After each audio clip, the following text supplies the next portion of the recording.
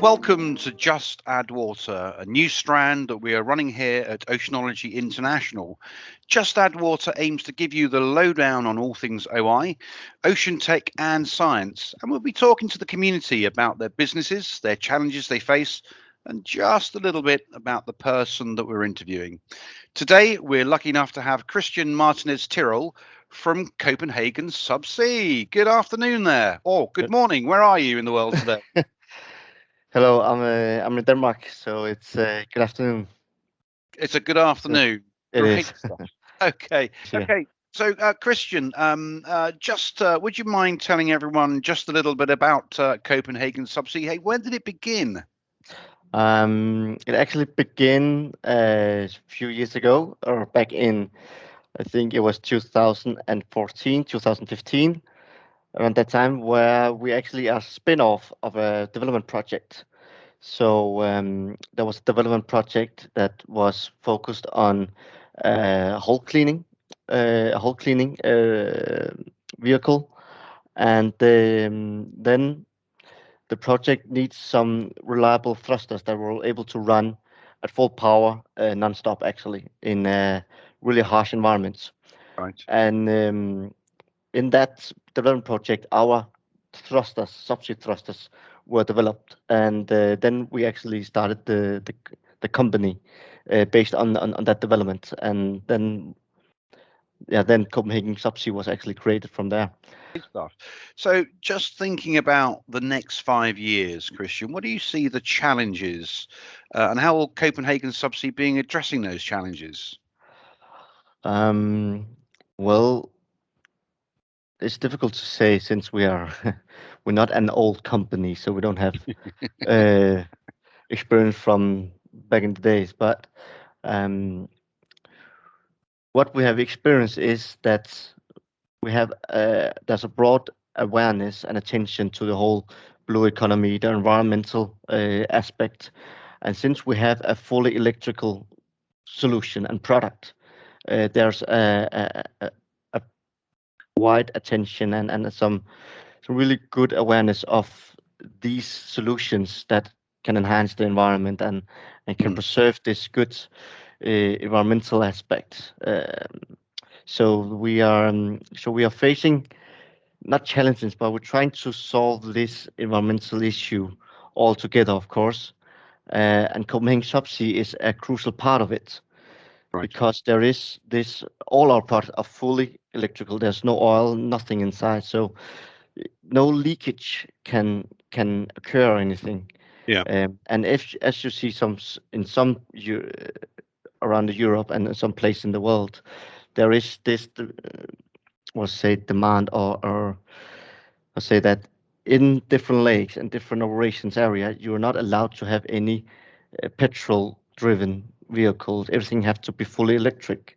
Yeah. So we are part of that solution, and that's where the next big challenge, as we see it, will be. So you're part of the subsea community, but clearly you've got an eye on your green credentials as well, and that includes ocean cleanup, maintaining oceans, and helping your clients who you work with to ensure that their operations are also green and clean as well. Yeah.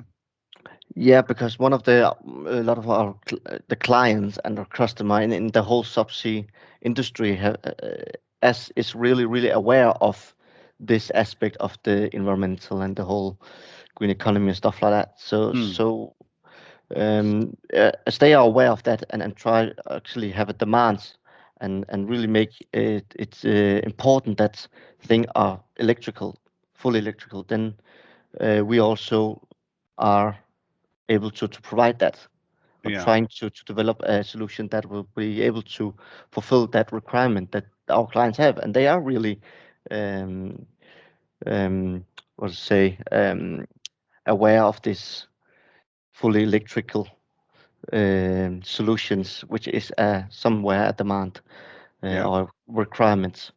So So that you're is a good sorry. thing. Your customers, your end users, are they in their projects? They're building in environmental security. Is that right? So they come to you because they know that you have a solution which is going to fit the on one side the project they're working on, but on the other side what their commitment is to protect the environment. Yeah. Exactly.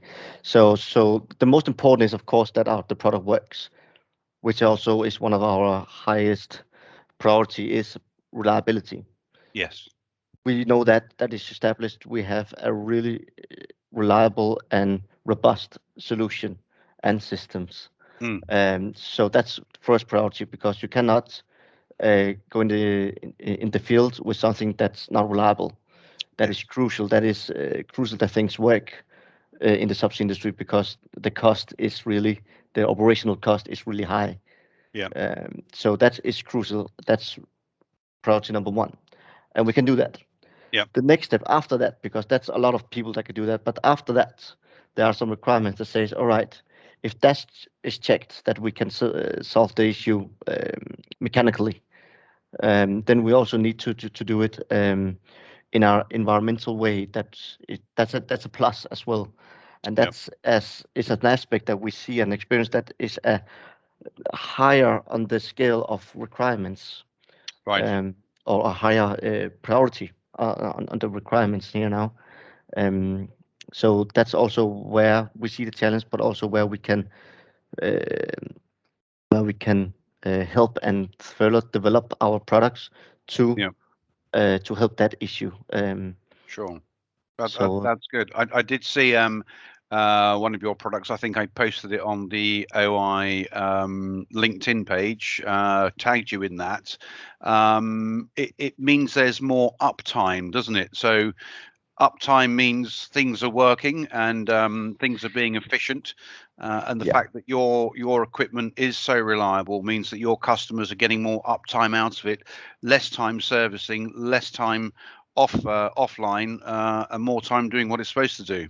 exactly, because it's not doable. Then rather use a lot of money for something that Yeah, works and have something that's reliable. sure. So your end user, your customer, who are they? Who's your client? That's difference that varies a lot. Some of them are the end customer actually. Some of them are a manufacturer Hmm. or a solution or provide solutions for the actually end customer. Yeah. And it's huge. It's small companies. Um, I can get the details, of course, who specific they are, but on our on our webpage, there's different cases. We have research institutes, universities. We also have what we have is a one customer called Hydro Hull Cleaning, which make these hull cleanings um, for removal of barnacles and stuff like that. Hmm.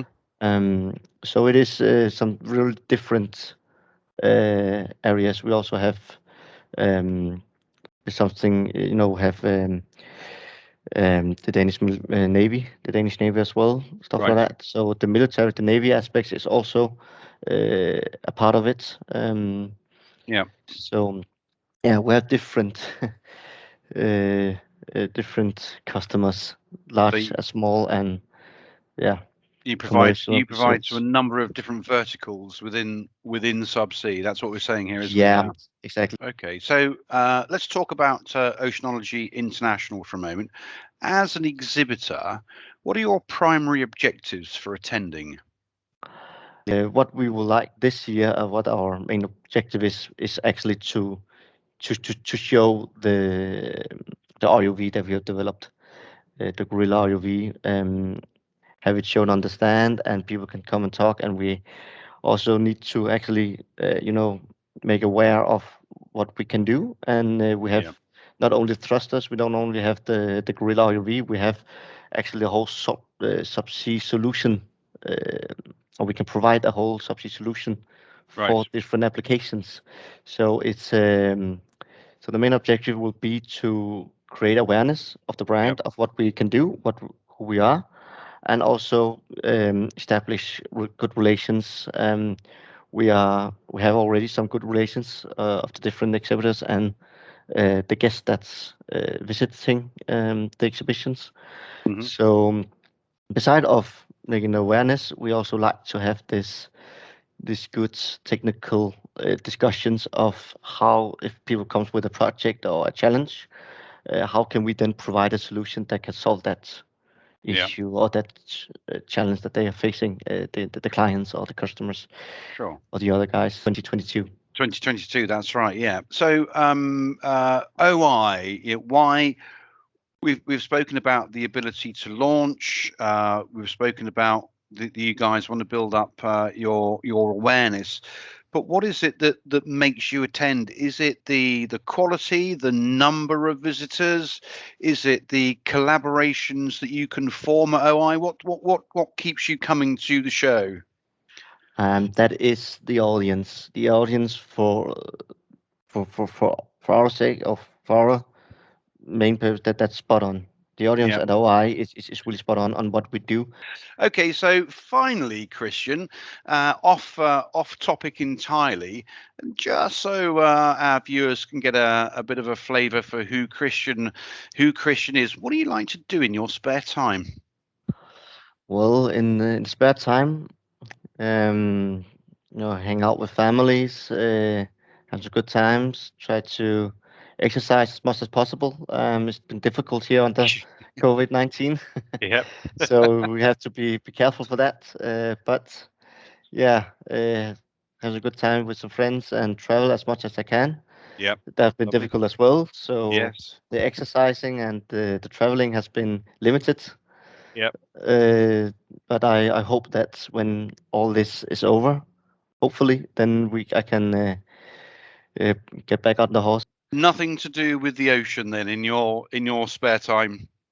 Um, Not particularly. It's I have been sailing and I love sailing that, but it's not something that I do a lot at all. But I enjoy it when I'm out there. Yeah. But that's fortunately not something that I do a lot. Well, thank you very much, Christian. Just to remind everyone that Oceanology International is running on the 15th to the 17th of March 2022, where we'll be welcoming back the ocean tech and science community safely. To find out more about Copenhagen Subsea, then visit oceanologyinternational.com. And once again, Christian, may I thank you for your time today. I really look forward to meeting you face to face. Won't that be lovely? That'd be excellent. Yeah, it will be. It'll be. This is the joy of OI in March. It's the first time the ocean tech and science community can meet face to face in 2022. Christian, once again, thank you for your time, and look forward to seeing you face to face. And may I wish you a very good rest of the day. Thank you very much, Christian. Thank you. Likewise. You take care now. Thank you. Thank you. Cheers. Bye.